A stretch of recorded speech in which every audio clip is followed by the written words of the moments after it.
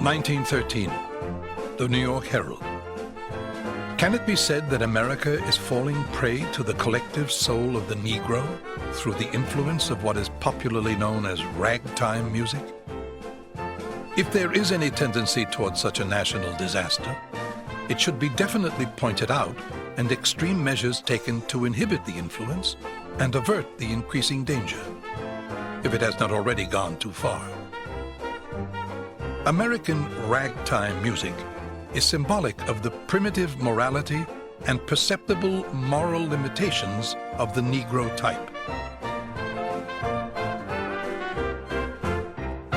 In 1914, the year World War I began in Europe, ragtime was still America's most popular music. Nearly every middle-class home had a piano, and sales of sheet music skyrocketed. New York City was the center of the music world, and hundreds of new tunes flowed from the songwriters and music publishers clustered in a warren of offices near Times Square, known as Tin Pan Alley. The new songs spawned a host of provocative new dances. The Texas Tommy, the Turkey Trot, the Bunny Hug, and the Shim Sham Shimmy. Most of them had been born in black dance halls and honky-tonks, but they were embraced by young dancers of all races. And there was a big boom for popular dancing in the United States. It was a fad, a craze. One of the things about this couple dancing is that it was sexy. And Americans were very much in reaction to the Victorian morality. And the dances, you know, the men and women were very close, and that was one of the things that made it popular with young people, but also made it anathema to a lot of the older people. And this was the generation of my parents, and I know that it was a big problem for my grandparents, because my parents were running around doing a lot of things they shouldn't have been doing. The thing that bothered the middle class, especially the white middle class, was that it seemed to be Africanizing American culture.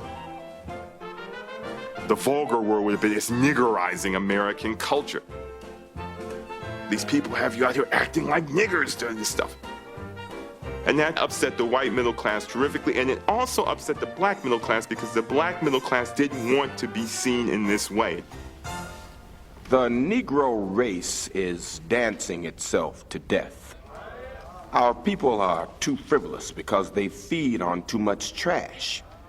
You can see the effects of the tango, the Chicago, the turkey trot, the Texas Tommy, and ragtime music, not only in their conversations, but in the movement of their bodies about the home.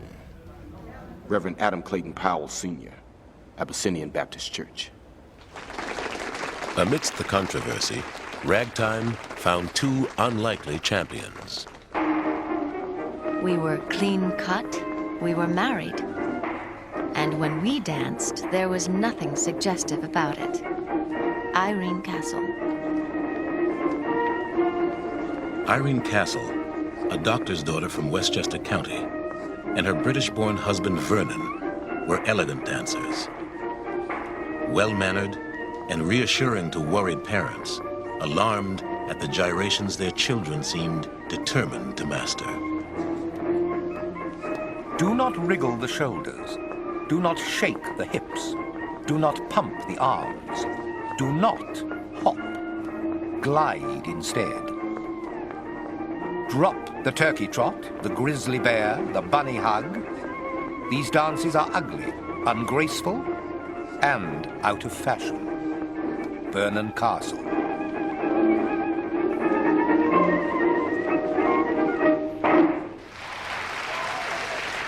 The Castles were a sensation,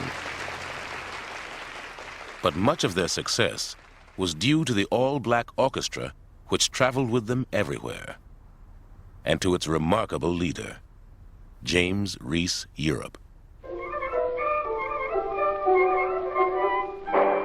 Europe was a clergyman's son, who was raised in Washington, D.C., where he squeezed violin and piano lessons in between the odd jobs he worked to help support his family after his father died.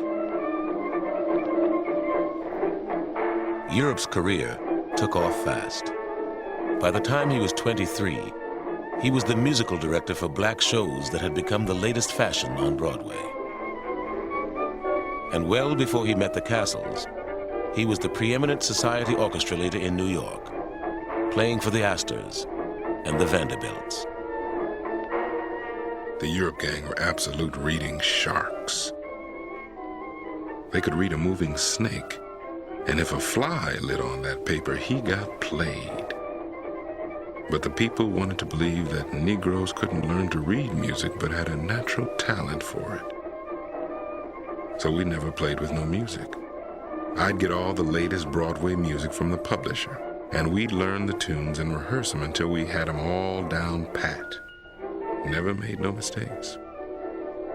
All the high-toned, big-time folks would say, "Isn't it wonderful how these untrained, primitive musicians can pick up all the latest songs instantly without being able to read music?" U.B. Blake. James Reese Europe was not content just to play ragtime. He wanted more. He was convinced that it was his duty to reveal to the world what he called the musical proficiency of the African race.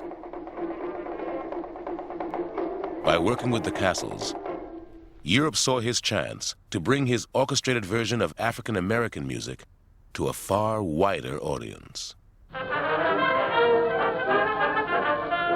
The Castles were happy to give him that chance and supported Europe at every turn. Together, they turned W.C. Handy's tune, The Memphis Blues, into the accompaniment for what would become the most popular of all the Castles dances, the foxtrot. The foxtrot introduced something of the feeling of the blues to the whole country. And it helped create an insatiable hunger for new dances and new kinds of dance music that would pave the way for the revolutionary sounds that were beginning to come out of New Orleans, that would pave the way for jazz.